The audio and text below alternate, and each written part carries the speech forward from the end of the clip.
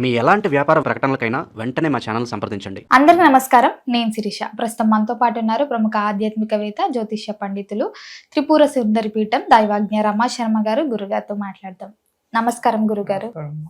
గురుగారు, చాలా మంది ముఖ్యమైన పనుల మీద వెళ్ళేటప్పుడు మాకు కలిసి రావాలా, అనుకున్న పని అవ్వాలని చాలా మంది అనుకుంటూ ఉంటారు. కొంతమందికి అవ్వదు. మరి అలా అవ్వకుండా ఉన్న వాళ్ళకైనా సరే, ఏదైనా పని మీద మనం వెళ్ళేటప్పుడు అయినా సరే, ఏ దేవుని నామస్మరణ చేసుకుని వెళ్తే బాగుంటుంది అంటారు? శ్రీ గురుభ్యో నమః. శ్రీ మహాగణాధిపతయే నమః. గురు బ్రహ్మ గురు విష్ణు గురుదేవో మహేశ్వర గురు సాక్షాత్ పరబ్రహ్మ తస్మై శ్రీ గురవే నమః. అరుణాం కరుణాతరంగితాక్షిం ధృతపాశాంకుశ పుష్పబాణచాపాం అనిమాద్విరయూరుతాం అయూకైః అహమిత్యేవ విభావయేద్భవానీం. ఓం శ్రీమాత్రే నమః. అమ్మ, ప్రయాణాలు మనం చేస్తుంటాము. ప్రతి వారికి ఉంటుంది, నేను వెళ్ళిన పని సక్రమంగా కావాలి అని చెప్పి అనుకుంటాము. అలా మనం ప్రయాణం చేసి వెళ్ళేటప్పుడు మనకు నచ్చిన భగవంతుణ్ణి వేడుకోవాలి. అన్ని కార్యక్రమాలకు మంచిగా సాధన ఇచ్చేటువంటి వాడు ఒక ఆంజనేయ స్వామి, హనుమాన్.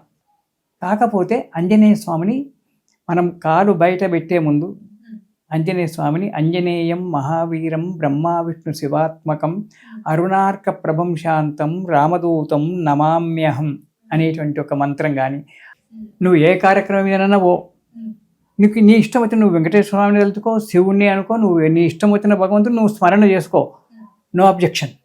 ఆంజనేయ స్వామికి సంబంధించినటువంటి ఒక మంత్రాలు ఏవైనా కానీ చదువుకొని, ముఖ్యంగా అంజనేయం మహావీరం బ్రహ్మ ఈ మంత్రం గనక చదువుకొని కారు బయట పెట్టి మనం పోయినట్టయితే కార్యక్రమం చదువుతుంది. అయితే అన్ని మంత్రాలలో ఒకటే, నీకు ఇష్టం వచ్చిన చదువుకో. నేను శివుణ్ణి చదువుకున్నానంటే నేను ఆంజనేయ స్వామిని తలవకు, నువ్వు రోజు శివుణ్ణే తలుచుకో.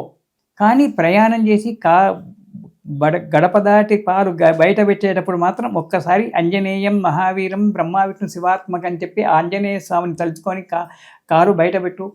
నీ యొక్క పనులు సుఖంగా నెరవేరుతాయి, సంతోషంగా ఇంటికి వస్తావు. ఆంజనేయ స్వామిని తలుచుకోవడం చాలా మంచి తల్లి. గురుగారు, మొత్తం మీద మాకు తెలియని ఎన్నో మంచి సందేహాలు నివృత్తి చేసినందుకు ధన్యవాదాలు.